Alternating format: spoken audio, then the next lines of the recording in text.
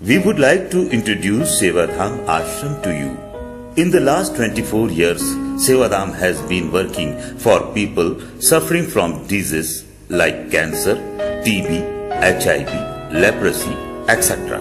Abandoned, dying destitutes, people who have lost their mental balance, neglected people, abandoned by their own folks, and so on in an ashram situated 12 km from Ujjain city. Even small children are inmates in ashram. Complete care is taken for their food and lodging within our limited resources.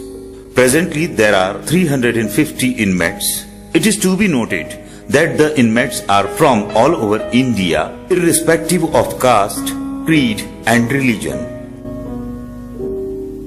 This complete work was taken by Shri Sudhir Bhai Goyal, founder of Sevadham Ashram, who donated his own land for this purpose and chose to live in the ashram.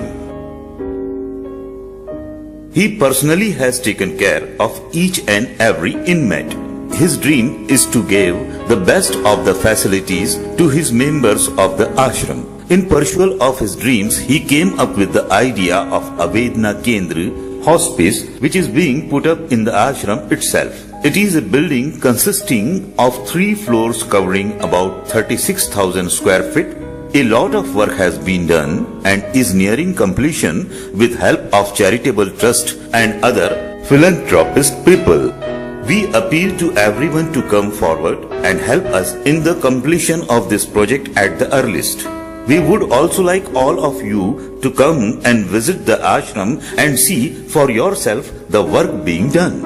Approximately 2.5 crore has already been spent on the project Avedna Kendra, and further requirement of another 2 crore is needed for the completion of the project. All donations are covered by IT rules of exemption under Section 35 AC and ATG. Looking forward to your cooperation and your active participation in this movement of caring for these neglected, unfortunate members of our society.